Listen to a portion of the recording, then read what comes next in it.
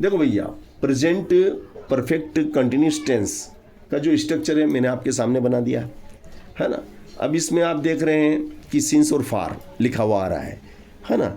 ये कभी कभी इस टाइप के जो सेंटेंस आपको फिल इन द ब्लैंक में मिल जाते हैं, है ना, तो हमें अगर पहचान जाते हैं कि भैया ये परफेक्ट कंटिन्यूस का है, तो परफेक्ट कंटिन्यूस का है तो सिंस लगेगा कि फार लगेगा, वहाँ पे थोड़ा सा आपको ध्यान देना पड़ता है। जैसे since morning, since evening, since last night, since 1982, है ना।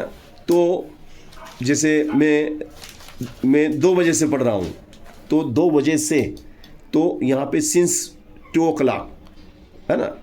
मैं 10 साल से रतलाम में रह रहा हूँ, तो अब यहाँ पे क्लियर नहीं है कि कब से, तो फार 10 years इन रतलाम, है ना। अब ऐसा हो कि मैं रतलाम में 1990 से रह रहा हूँ, तो सिंस 1990, है ना। जब क्लियरिटी, टाइम का क्लियरिटी होता है तो सिंस लगता है, और जब समय की अनिश्चितता होती है तो देखो ये जो वाक्य दिया गया, I have been studying for 2 hours, मैं 2 घंटे से पढ़ रहा हूँ। Change into past perfect, तो देखिएगा आई, फिर ये सब्जेक्ट आई हो गया, फिर हैड बीन आएगा, क्योंकि स्ट्रक्चर देख लो आप, है ना। स्ट्रक्चर जो बोलेगा ऐसा करेंगे, I had been, I had been.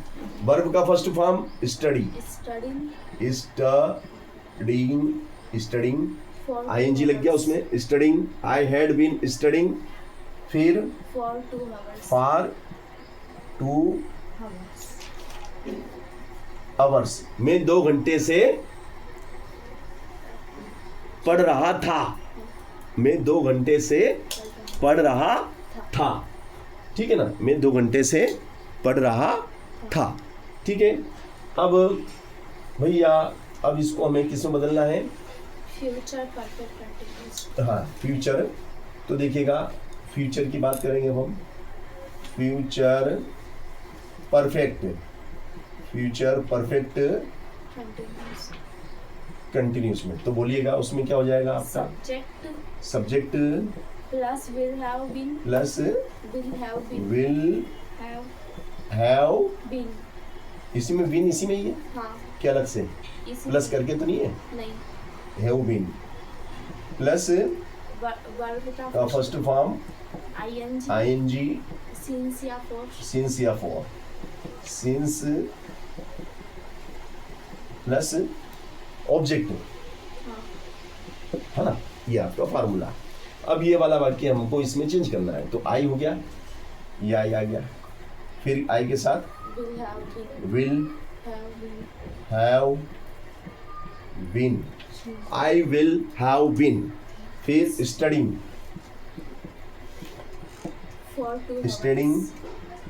For 2 hours, very nice, for 2 hours, ठीक है ना। तो यहाँ पर हमने देखा कि भाई हमें उसका सूत्र याद है, तो हम बड़ी सहजता और सरलता से उसको एक टेंस से दूसरे टेंस में बदल सकते हैं, मगर शर्त यही है कि हमें उसका स्ट्रक्चर याद होना चाहिए। बिना स्ट्रक्चर के हम नहीं कर पाएंगे, स्ट्रक्चर हमारे दिमाग में होना बहुत ज़रूरी है ना। जैसे कि मैंने लिखा आई हैव बीन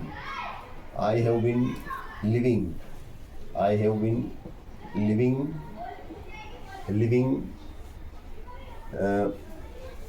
since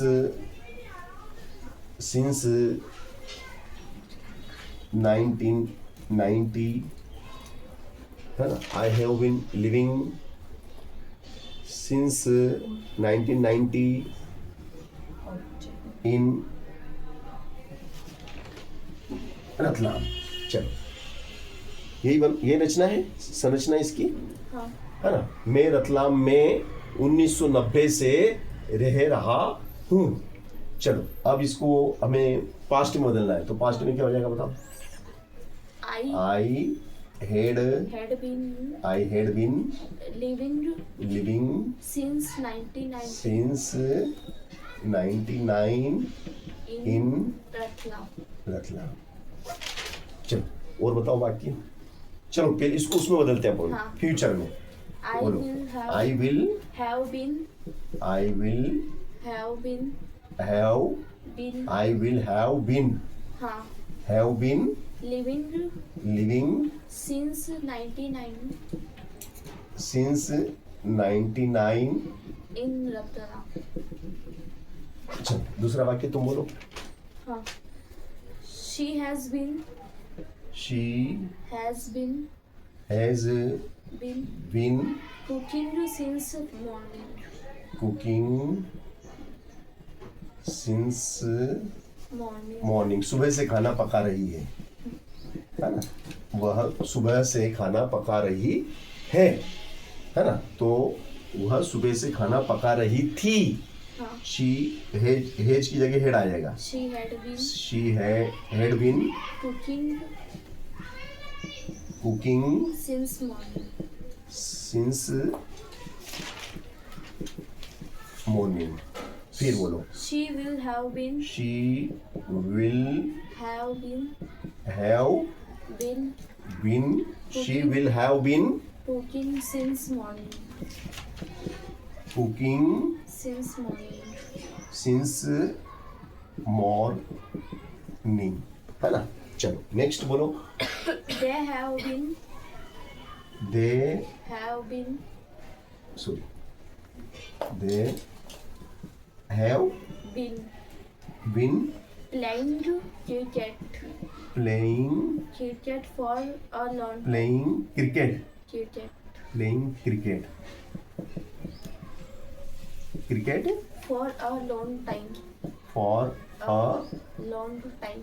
लंबे समय से, हाँ, है ना, काफी समय से खेल रहे हैं, लंबे समय से क्रिकेट खेल रहे हैं, है ना, for a long time. Yes बोलिए। they had they been had been playing cricket playing cricket for a long time. Very good for a long time.